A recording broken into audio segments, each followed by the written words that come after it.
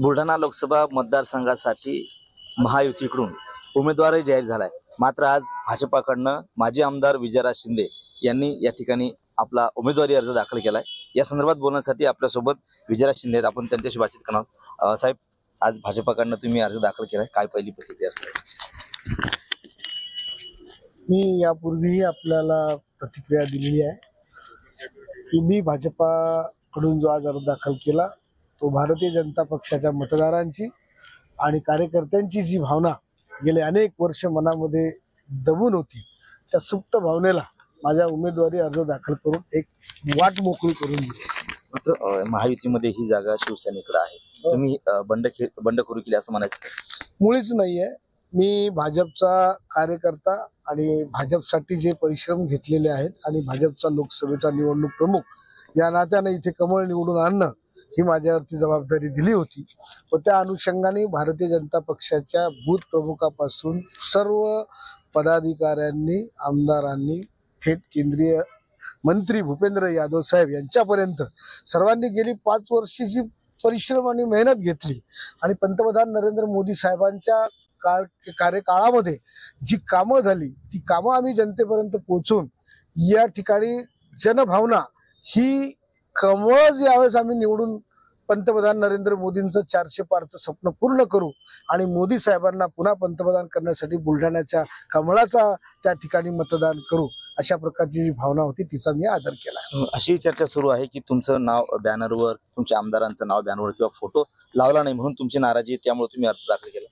नाही, तिथं नाराजी उघडच आहे आणि ते काही नाराजी म्हणणं नाहीये, ते माझा अवमान त्या ठिकाणी जी करण्याची भूमिका शिंदे गटाकडून करण्यात आली की 6 विधानसभेमध्ये 6 संवाद मेळावे झाले, त्या 6च्या 6 संवाद मेळाव्यामध्ये भारतीय जनता पक्षाचा लोकसभेचा निवडणूक प्रमुख या नात्यानं माझा नाव, माझं फोटो असणं हा खऱ्या अर्थानं प्रोटोकॉल होता।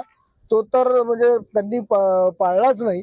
इव्हन श्वेताताई महाले यांचे ज्या आमदार आहेत चिखली विधानसभा मतदारसंघाच्या, त्यांचे फोटो चिखली आपल्या देऊळगाव राजामध्ये जो मेळावा झाला त्यात नाही, सिंदखेड राजाला मेळावा झाला त्यात नाही, मेहकरला मेळावा झाला त्यात त्यांचे फोटो टाकले गेले नाही। आणि आकाश फुंडकर साहेबांनी जो स्वतः खामगावला मेळावा घेतला त्यामध्ये त्यांनी म्हटलंय की बा प्रतापराव जाधव हे एकदा निवडून गेले की डबल भाजपच्या कार्यकर्त्याशी संपर्क ठेवत नाही, त्यांच्याशी कुठल्या प्रकारचे कामं करत नाही, म्हणून त्यांची नाराजी आहे हे आकाश फुंडकरांनी स्वतः व्यक्त केलेलं आहे। आणि इथे माझा अवमान करणं लोकसभा निवडणूक प्रमुख म्हणून तो भाजपच्या कार्यकर्त्यांचा मतदारांचा अवमान आहे असं मी या ठिकाणी समजतो। तुम्ही आज अर्ज दाखल केलाय, मात्र यापूर्वी तुम्ही तुमच्या भाजपाच्या वरिष्ठ नेत्यांशी किंवा भाजपा पदाधिकाऱ्यांशी काही चर्चा केली, काही सांगितलं? सगळ्यांना मी सांगितलंय की हा अशा प्रकारचा जो अवमान आहे हा भारतीय जनता पक्षाचा अवमान या ठिकाणी जो होतोय हा काही सहन केला जाणार नाही।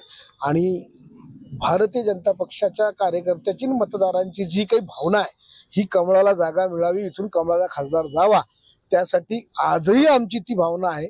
आणि मतदारसंघात जरी महायुतीत जागा गेली असेल, उमेदवार जरी जाहीर झाला असेल, तरी मी तुम्हाला सांगितलंय की जोपर्यंत AB फॉर्म देऊन 4 तारखेच्या 3 वाजेपर्यंत ही जी जागा वाटप आणि उमेदवार अदला बदलीची जी प्रक्रिया असते ती लोकशाहीमध्ये सगळ्यांना मान्य आहे। आणि मी तुम्हाला आनंदराव अडसूळ साहेबांचं 96चं उदाहरण दिलंय की 96ला कांबळे साहेब यांची उमेदवारी, दिवंगत कांबळे साहेब त्यांची झाली होती, AB फॉर्मही दिला गेला होता, पण त्यानंतर आम्ही जाऊन सर्वांनी आनंदराव अडसूळ साहेबांना या ठिकाणी उमेदवारी द्यावी आणि असं मागणी केली आणि बाळासाहेब ठाकरेंनी त्यावेळेस ती उमेदवारी रद्द करून, तो AB फॉर्म रद्द करून पुन्हा नव्यानं आनंदराव अडसूळ साहेबांचा AB फॉर्म दिला होता। त्यामुळे आमची लढाई जारी आहे। ज्याप्रमाणे शिंदे गटाच्या आमदारांनी, जे संजय गायकवाड ज्याप्रमाणे उमेदवारी अर्ज दाखल केला, म्हणजे त्यांचा उमेदवार जाहीर होण्याच्या पूर्वी त्याच पद्धतीने तुमचा काही दबाव तंत्र आहे?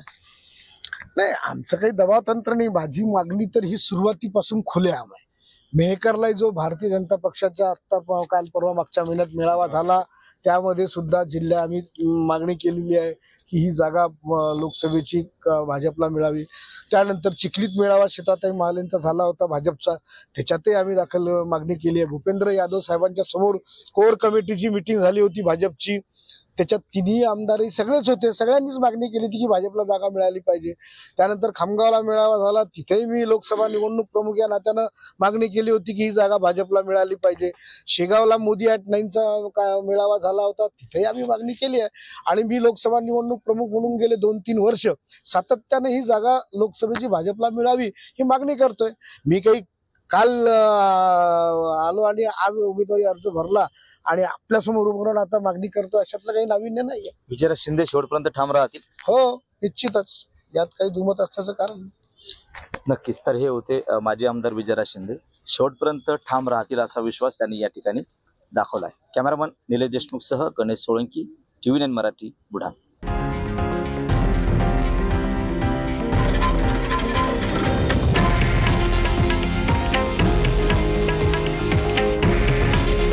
हे आहे देशातील नंबर 1 न्यूज नेटवर्क आणि आपण पाहत आहात TV9 मराठी. काळजी तुमची, हित महाराष्ट्राचं.